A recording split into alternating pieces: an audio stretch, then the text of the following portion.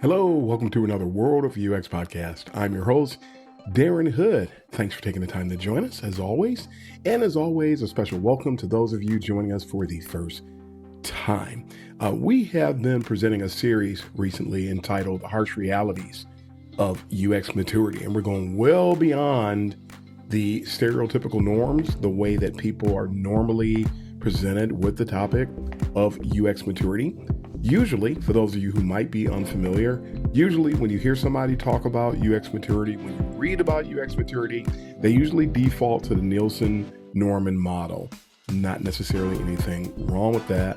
The issue with it, however, is that UX maturity, I've learned, goes well beyond that organizational model. That organizational model is usually speaking about how easily you can operate within a company. That's one of the things they use to rate it. How much support do you have within the company? A lot of those old mindsets about UX maturity actually involve how well things are going. It has nothing to do with the state of the practitioners. It has nothing to do with the actual state of the stakeholders. It alludes to it a little bit, but for the most part, it does not. It definitely does not get into the micro factors associated with UX maturity. Academia UX maturity or educational UX maturity never reflected by your normal UX maturity models. The team's UX maturity, never a thing that is considered. There are a lot of different aspects of UX maturity that get overlooked. And so I've expanded my model over the years, and we've started looking at things from a much broader perspective. Now, if you consider the different models that I shared, it really gives you an idea that there's a lot of things that the stones go unturned, basically. There's a lot of things that happen in UX maturity that if we don't know about them, we won't manage them. If we don't know about them, we won't address them. If we don't know about them, they go under the radar. And the thing is, if you don't manage your UX maturity, no matter what type of UX maturity you're dealing with, if you don't manage it, it will basically, you'll end up being in a responsive state. You end up responding to the things that happen with regard to that UX maturity. So what I'm trying to do is trying to get people to become enlightened about this topic. I'm trying to get people to consider the broader aspects of UX maturity and then tap in, and so that we can drive the discipline further. And yes, there is, as you can see, I've got some of the elements associated with the model here, and there's going to be one slight change that I'm going to share with you on tonight as this is even evolving. But again, you have organizational UX maturity. That's the stereotypical aspect that everybody hears about. There's discipline-wide UX maturity. Yes. How are we doing as a discipline today? Where do we stand? We have to keep our eyes on that. We have to understand it. And the things that we do should take that level of maturity that we're perceiving into perspective. Everybody can't do that. Just so you're aware, everybody's not capable. Everybody doesn't have the skill set to actually do something like that. So that's just something else to consider. You have personal UX maturity. That's the part that's going to be changing. Didn't change the graphic, but I'll speak to that shortly. There's team UX maturity. I grouped those together. There's 5, but I grouped those 2 together here in the illustration. And then there's educational or academia-based UX maturity. There are aspects of UX maturity that need to be addressed across the board if we are going to function properly as a discipline today. So what I'm going to do, though, today in this segment is I want to spend some time talking about UX maturity from the perspective of what I call the 4 pillars or the landscape of UX, this illustration that I created back in 2016. A newer version is going to come soon, probably after I finish defending my dissertation. There's a lot of things taking up my time these days. That's another reason why you haven't been seeing any guests on the show. I don't have time to coordinate sessions with people, but we hope to be returning to that in the not too distant future. We're planning for it. We're already starting to schedule people, and we'll get that taken care of. But with the 4 pillars, and some of you may have never seen this illustration before. If you ever see it, Somebody might have done something that's an offshoot of it, but I created this roughly 10 years ago. And I did it when I was requested to deliver a talk to help an organization with six figures of employees, trying to help people understand what UX was. And this is a later version of it. It's not the same version that I used at that time. It had many fewer elements on it. And these are all methods, methodologies, techniques, deliverables, all the things that we use to deliver in UX on finding that sweet spot between user needs, business needs, and constraints. We because of UX maturity, we make decisions about what's needed at any given time, and we put them to use, whether it's a certain method or a certain type of UX research or a certain deliverable to help communicate or to help us manage the work that we're doing. All of these things come together. Think of this as our toolbox. I call it the landscape of UX. You can think of it as a toolbox. These are the things that we tap into. These are the things that we use. So some of you probably already figured out, the more mature you are, the more tools you'll be aware of. The more mature you are, the more tools you are likely to use. But more importantly, and where we're going to go with this in the next 3 weeks, what we're going to be doing is not only do you have the tools in your toolbox, not only can you take a tool out, but UX maturity is the thing that helps you determine when. Not only the what, but the when, the combination of the what and the when. We're going to start off in that upper right-hand quadrant, if you will. We're going to talk today about heuristics and usability. This is the first part of the 4 pillars of UX, as I tend to call them. Heuristics and usability is number 1. Information architecture is number 2, something that was swept under the rug in 2011, and a lot of people don't even know what information architecture is.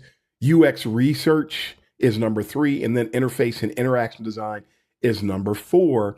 And then there's a lot of outlying elements that are in between each of these pillars, a lot of related elements listed in conjunction with these pillars. There's overlap. Some of these things don't belong in one of the quadrants. Some of these things belong in more than one. And I mean, I think it's pretty straightforward. From a UX maturity perspective, you're going to make decisions. Let me see. I'm trying to do X for my stakeholder. I'm trying to discover why from my user base, I need to use this method. I need to use this particular technique. I need to take all of my findings and I need to report out in this type of a manner. This is all part of UX maturity. Now, there's a lot of people today. Well, I shouldn't say a lot of people. There are some people. I don't know if those numbers are growing. I think it's really sad. I've said it before. I'm about to repeat myself. Something I've said recently. Some people are trying to say that UX maturity doesn't matter. Some people are trying to say that we need to get away from UX maturity. I found that pretty interesting because it didn't happen until I started getting louder about it. I don't know anybody on the face of the earth that's addressing this topic the way that I'm addressing this topic. This is critical to our success. We need to understand UX maturity. One of the reasons that one person said, I heard them talk about this, one of the people said that the reason they feel that we need to get away from UX maturity is because, and I quote, nobody wants to hear how mature they are. That's why when I started this series, I talked about just basic human maturity. Maturity is a thing. Nobody's going to get away from it. Name the discipline, the medical profession. There are degrees of maturity that are in alignment with how well a person performs, how much a person is capable of accomplishing. These are maturity levels. Some people refer to them as seniority levels. We're going to talk about that a little bit tonight too. But these things are critical. I gave the standard definition of maturity, and a person in everyday life is able to accomplish things based on their maturity level. You cannot ask a child, a 5-year-old child, to build a budget. Now, some smart aleck parent who wants to put their child on a pedestal will say, I give my child money and they do a budget. Yeah, they do a budget on $5, $10, and $15. They're not doing a budget such as a budget that would help to run a corporation or to help address what we're doing from a governmental standpoint. We're not talking about that. We're not talking about peanut budgets. We're not talking about that. It's the older someone gets, the more they're capable of doing. You can't even discuss certain topics with children. And it's nothing against the child, it's a child. There's no proverb that says, when I became a man, I put away childish things.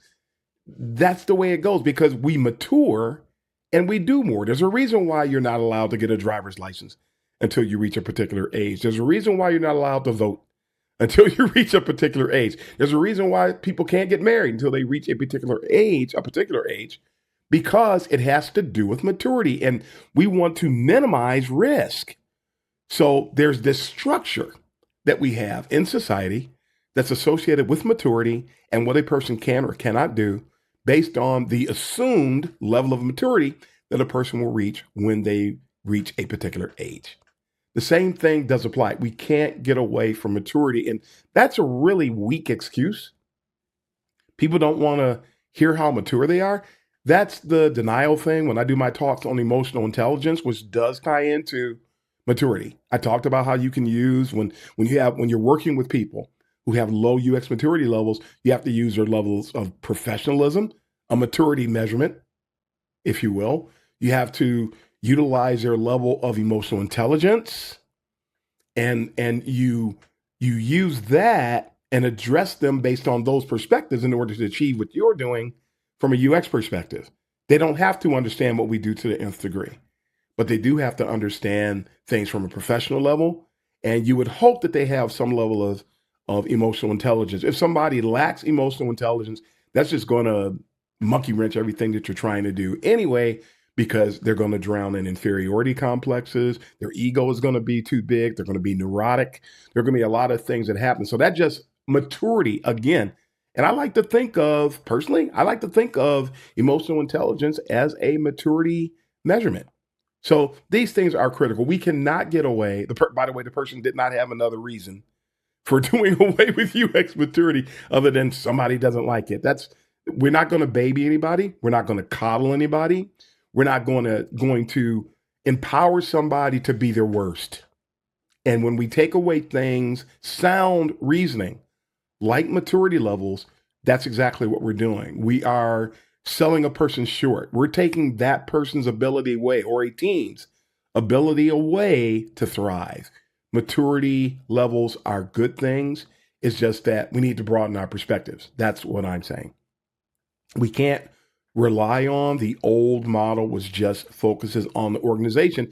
And even when you look at the organization, part of what I've been covering the last few weeks in this series, I've been talking about what happens when the maturity level is lower, when the UX maturity level is lower. And these things are challenging. So we're going to get into that. We're going to talk about heuristics and usability. That's our focus tonight. We're going to talk about information architecture as it pertains to UX maturity. And I'm going to talk about this in a way that you might not expect, by the way. And it's going to be relatively brief, I think. We're going to talk about UX research and how UX maturity plays into that. And we're going to talk about interaction and interface design. What we're going to do, let's go ahead and jump right in. And I'm not going to talk about heuristics from the perspective of Nielsen Norman. I'm going to talk about it from the perspective of Abby Covert. And she put together a model along with the folks, shout out to the folks at the Understanding Group.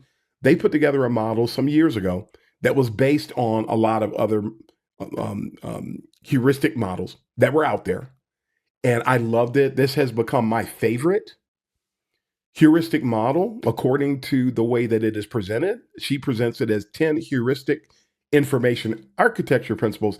I have found that these go well beyond information architecture, and they can be applicable across the entire landscape of the user experience that you are constructing, that you are building. So she groups them into 10 categories. We're not going to go into these in detail today. And as I mentioned, this is going to be relatively brief, but I'm going to make a point about how UX maturity feeds into this. For those listening you're in your vehicle, you're listening over the internet, and you don't have video, you can't see this, but I'm going to read these off. The 10 heuristic IA principles, the groupings that Abby Covert has put together. She's gone solo on this now. You can buy a full version of this on the web. I suggest searching that out. You can find it. I've got one. I love this thing. Just having it on the wall. I've had it recreated and put on the wall to start conversations with people passing through the department when we were working and we were in person and not as remote so much in the past, but it was really helpful. But the 10 categories are findable, accessible, clear, communicative, useful, credible, controllable, valuable, learnable, and delightful. And I've been talking about that delight here recently. But the reason I bring this up from a heuristic perspective, and for those of you that don't know also, I will give you this bit of information and it will help you digest what I'm about to say. What are heuristics? And heuristics and usability are basically tied together. You can't talk about usability without talking about heuristics, and you can't talk about heuristics without talking about usability. Usability is about how useful or usable a thing is. Can a person do what they're trying to do? And heuristics help you achieve that and will help you measure it, which is why I group heuristics and usability together. But heuristics in general, proven principles, things that we know, best practices, common conventions, things that have already been proven through research, things that we already know. I always lean upon this one basic example that a very common heuristic is that you're not supposed to use serif fonts in a digital experience because sans serif fonts are easier to read. Now, the anal retentive person will say, Darren, I know some serif fonts that we can use. We know that.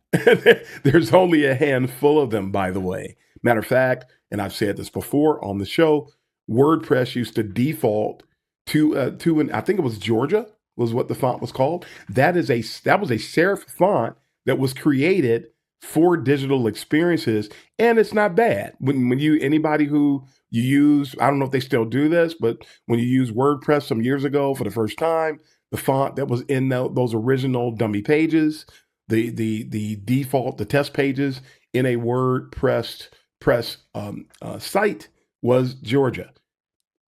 You could do that, but it doesn't change the heuristic. The heuristic is still that when something has tails on it, when a font has tails, it takes the human eye longer to make it through. It's milliseconds, but the heuristic still stands. So the fact that there are some, not just Georgia, but there are some serif fonts that can be read, that can be useful, you can get away with.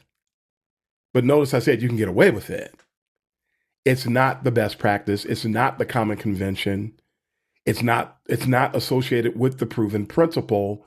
And if you put a serif, content with a serif font and content with a sans serif font and let two users do it of equal acumen levels and have them perform tasks, you're guaranteed that the person who has the sans serif fonts is going to do better and going to finish tasks faster because of the tails. So no matter what, the sans serif font, using that is the proven principle. That is the heuristic standard. Now, there are a host of heuristics that are proven principles, best practices, common conventions that we can use from either a formative perspective or a summative or an evaluative perspective. So we can do this. Now, that's the heuristic principle. These categories: findable, accessible, clear, communicative, useful, credible, controllable, valuable, learnable, delightful. Each of these, there's a list of things that you could group under any one of these different categories. Can people find, give you a couple more examples, can people find what they're looking for easily? Can they find it quickly? Is the experience to find what somebody is looking for, is it intuitive? Is it clear? Is what a person can do? The affordances, we talked about affordances recently in this series. Are the things a person can do and how they do it? Are these things clear? There's a whole host of heuristic ways to execute that within any given design, any given user experience. I'll repeat the delightful piece again. Is it something, not a person goes, oh, wow, that was fantastic. No, people achieve delight when they're able to do what they set out to do. Delight is not this exuberance. That's not what delight is. It's the category is not delight, is not exuberance. Is it full of exuberance? No. Is it delightful? Is it something that a person can say, you know what? I'm happy. I mean, remember, good user experiences are basically invisible. When a person, think about the things you've done. Think about people that you've conducted research before. And when you see somebody do what they expected to be able to do, simply, easily, quickly, they just do it and then they move on to the next task. They are delighted. Users do not necessarily express delight. That is a myth. I didn't know what to call it quite. Settle on the word myth. It's a myth that when people are happy, that they are going to just bubble over with joy and express it as such. No, they're not. Many people, especially if they have a lot of tasks to complete, or they go from one subtask to another, or one task to another, either or, they just finish it and they move on. What we end up seeing is where people start to get loud is the pain points. People get loud when they're dealing with annoyances. People get loud when it comes to fails and when there's no error recovery, which is another heuristic, by the way, to make sure to devise ways for people to recover when there is an error. So heuristics are critical. Now, I said all of that to say this. As you proceed through your work, when you're paying attention to, I should say, applying heuristics, different people based on maturity levels will behave and operate differently. And for those of you that are just listening, I have in front of me a 5 layers of UX seniority, if you will, UX titles. Let's call it, for the purpose of this, and I said I was going to do this earlier, I'm changing that personal UX maturity to practitioner UX maturity. We're going to get rid of the word personal. Now, just decided to do that. Practitioner UX maturity. And it can be aligned with job titles. Now, this is another reason why job titles are such a problem today, because a senior at one company is not a senior at another. A mid-level person at one company, and usually, for the record, when you see a mid-level, say the titles are UX designer, and then they put something in front of UX designer, there's a senior UX designer, there's a lead or a staff, there's a principal. That's usually, they don't say mid-level, they'll just say UX designer. Some companies will say UX designer when it's entry level. So you have some overlap there. So we have a nomenclature problem within our discipline. We need to know that, and it is reflective of discipline-wide UX maturity. If we were more mature, the job titles would be more in alignment from organization to organization. Then when you come together, say at a conference, and you're having a conversation with somebody, and they see, I spoke at a conference in 2015 in San Francisco, the UX Strategies Summit. I spoke at that conference in San Francisco in the summer of 2015, met some fantastic people. That was such a great conference, had a blast. But my title when I was there was associate. And I did this talk. Pabini over at UX Matters said it was the best talk at the conference, her words, not mine. And I respected her judgment, and I was honored for her to have said that. It was really fantastic. Here's what happened though, because my title was associate, I was talking to some people and we got to interact with a lot of people. We were eating in parks. We were going on rides at night. Fantastic time, which is the best time of conferences to me.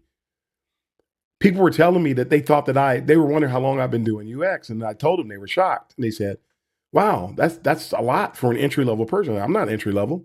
Yeah, but your title says associate. which is hilarious because I was actually a manager. But the way that they had deployed titles in that particular company, nobody knew, which was again reflective of UX maturity. Nobody knew that associate was equivalent to some companies and across certain circles as an entry level person. So that you see entry level here, entry level, the 5 levels I have here, by the way, again, entry level, mid level, senior, lead / staff. I didn't want to put 6 down here, so I grouped lead and staff together, and principal is usually the highest of the group. There's also some companies have distinguished, some companies do not. That's pretty much not a thing too much anymore these days. I believe IBM still has that position, and that's fine.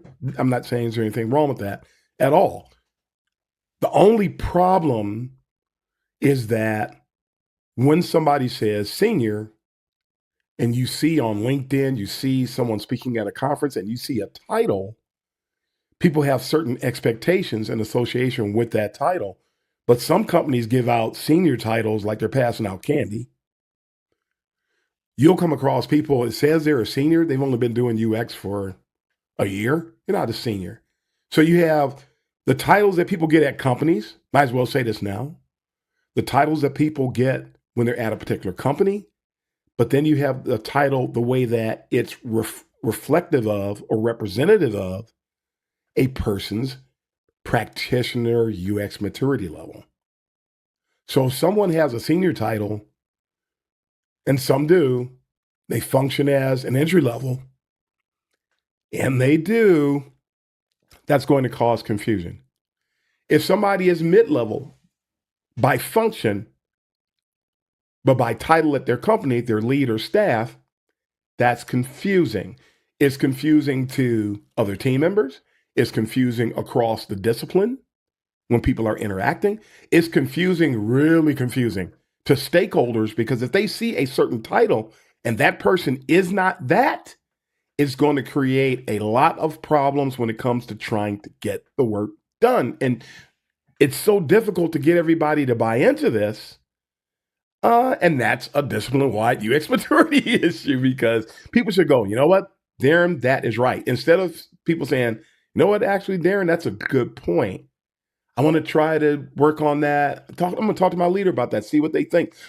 We should try to do that across the discipline. You're right. If you're thinking that, you are absolutely correct. Correctamundo in saying such a thing today, but some people are upset because they didn't think of it. See, now we're getting back to actual maturity. We're getting back to emotional intelligence. Some people are upset because they just don't like the fact that they just don't like me. And that's fine. You don't like me, that's your prerogative, but that's also very childish. It doesn't make any sense. I haven't done anything to you. So I haven't done anything to anybody that's bad like that. Not going to mistreat anybody. So not going to misrepresent anybody. I'm trying to do something for the discipline. I'm giving of myself. Nobody's paying for this. I'm paying for all of this. So it's really interesting how that people want to fight against maturity when it comes to UX, but maturity is all around us. It's all around us. That's why you see titles usually are reflective, accurately reflective in many cases.